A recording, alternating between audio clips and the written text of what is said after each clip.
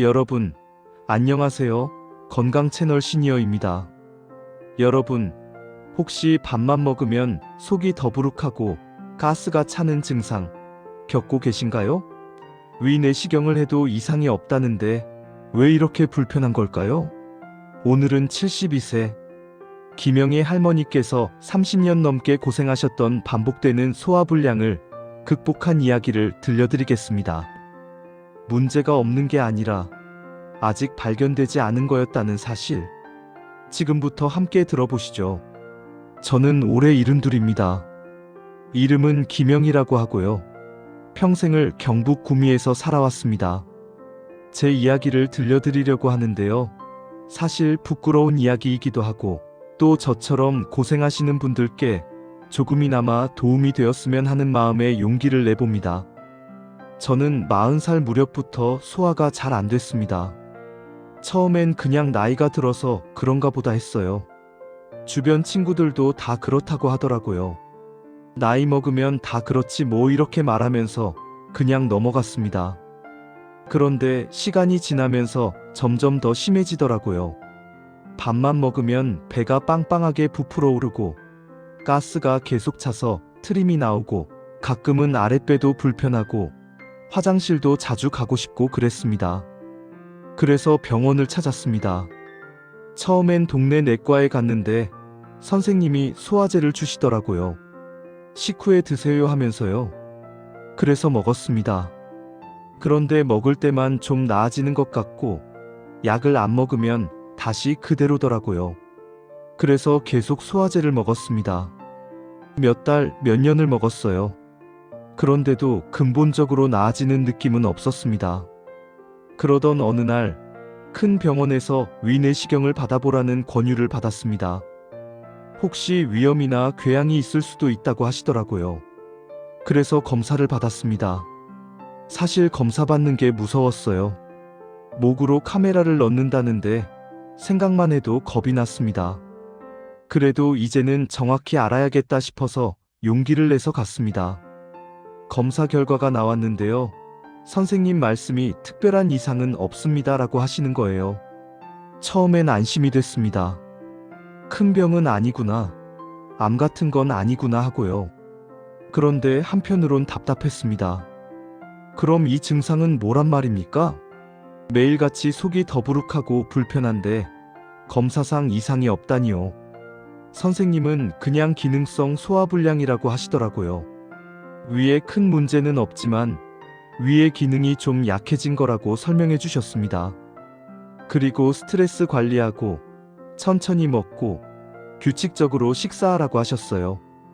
약도 처방해 주셨습니다. 위산 분비를 조절하는 약이었던 것 같아요. 약을 먹으니 좀 나아지는 것 같았습니다. 그런데 또 시간이 지나면 다시 증상이 돌아오더라고요. 그래서 또 병원 가고 약 받고 먹고 좀 나아지고 또다시 불편해지고 이런 패턴이 반복됐습니다. 그렇게 몇 년을 보냈어요. 그러다 제가 60 중반이 되었을 때였습니다. 어느 날 친구를 만났는데 그 친구도 저처럼 소화가 안 된다고 하더라고요.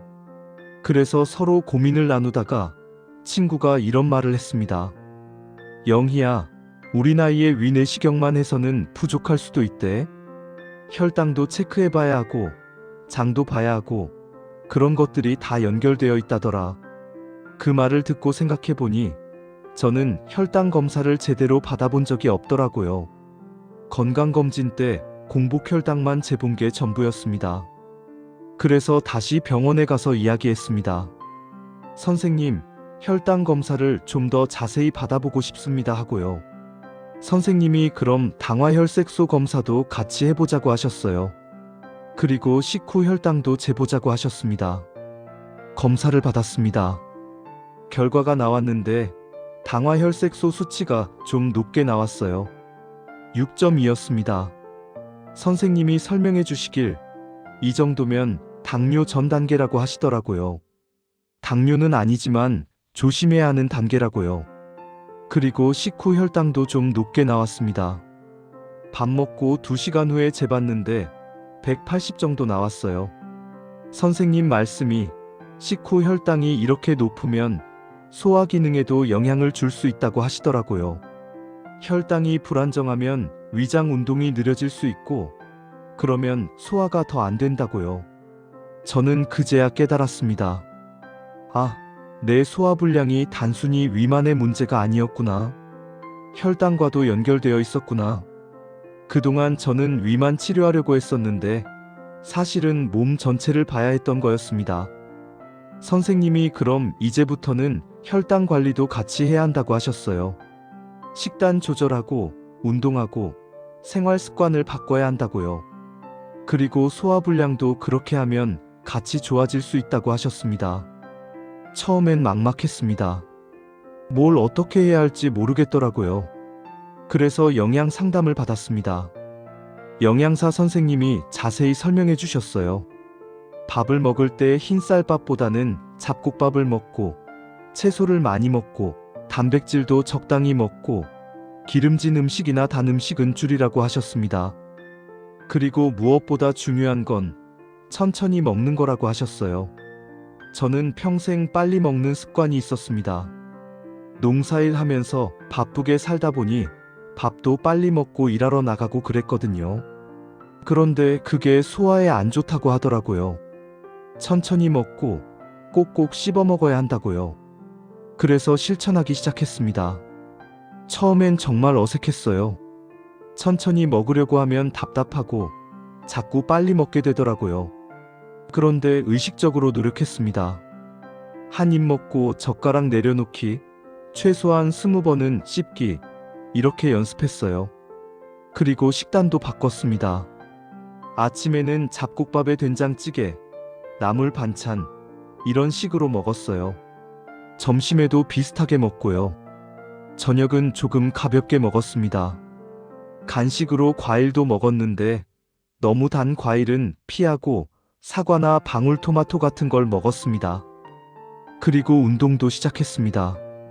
처음엔 부담스럽더라고요. 뭘 해야 할지도 모르겠고요.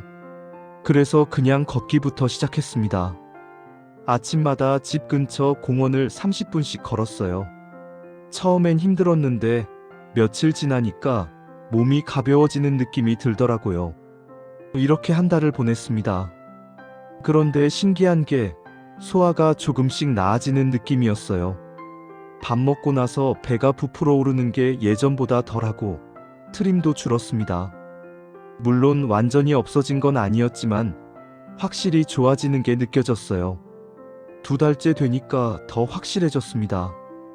아침에 일어나면 속이 편안했어요. 예전엔 아침에 일어나도 속이 묵직하고 불편했는데 이제는 개운한 느낌이 들었습니다. 그리고 밥맛도 살아나더라고요. 예전엔 밥이 맛이 없었는데 이제는 먹는 게 즐거워졌어요. 3달째 되니까 혈당 수치도 좋아졌습니다. 병원에서 다시 검사를 받았는데 당화혈색소가 5.8로 떨어졌어요. 식후 혈당도 140 정도로 안정됐고요.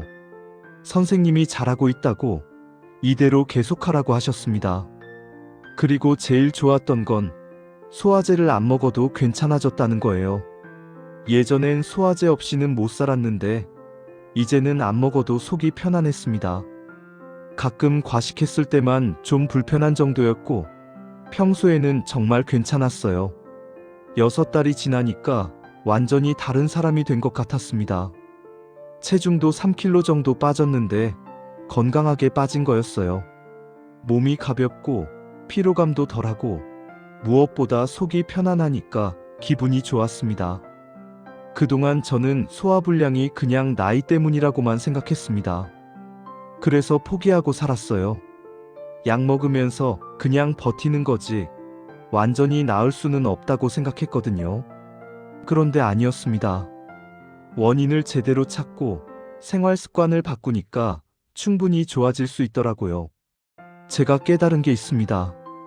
소화불량은 단순히 위만의 문제가 아니라는 거예요. 혈당, 식습관, 운동, 스트레스, 이런 게 다 연결되어 있었습니다. 그래서 한 가지만 고치려고 하면 안 되고 전체적으로 생활을 바꿔야 하더라고요.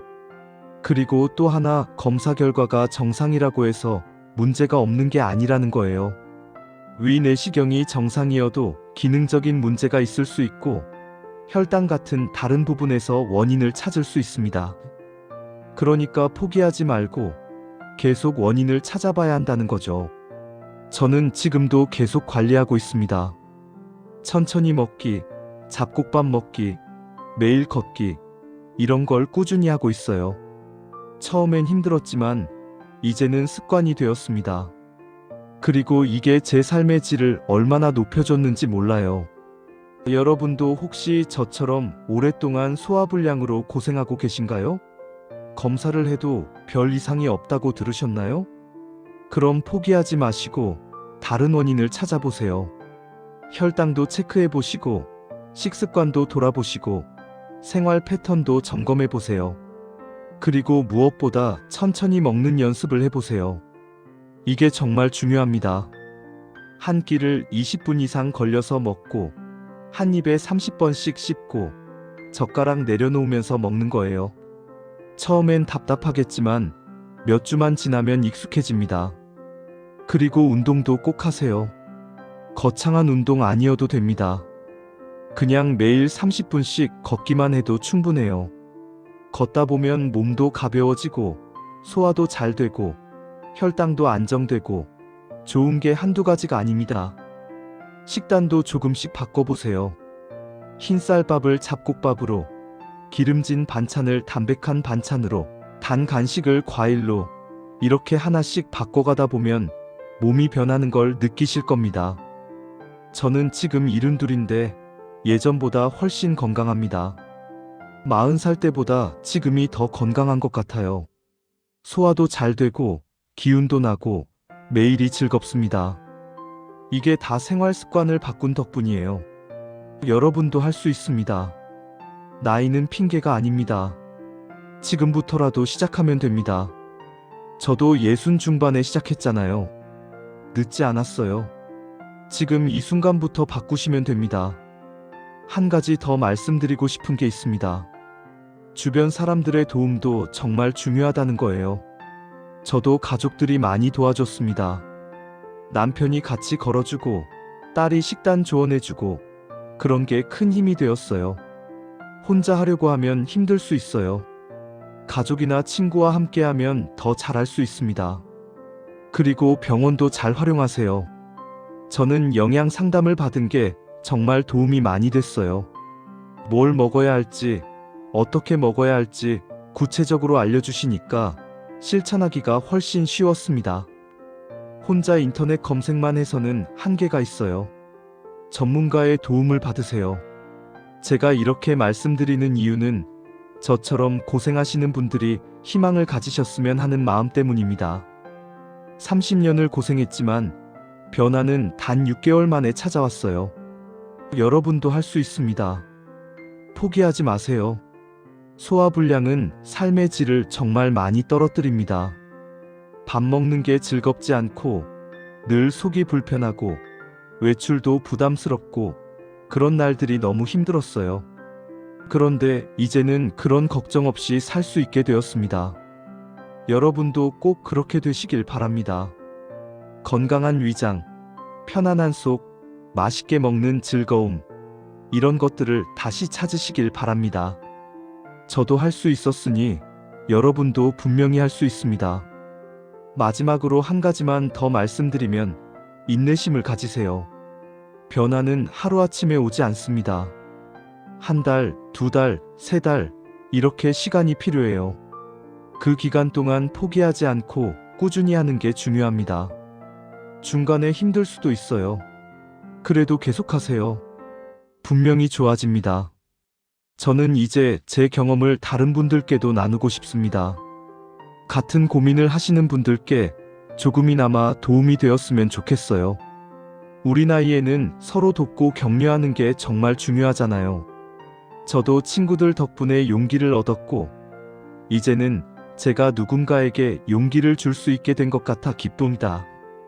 여러분, 건강은 관리하는 거예요.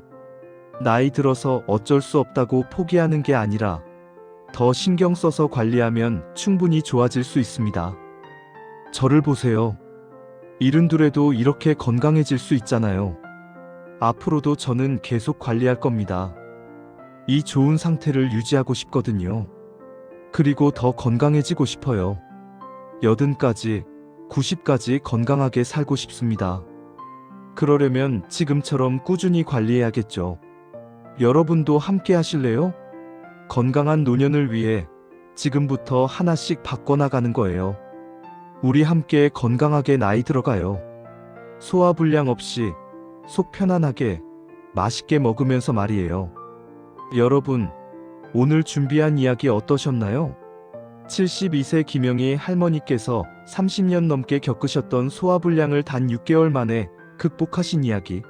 정말 놀랍고 감동적이지 않나요?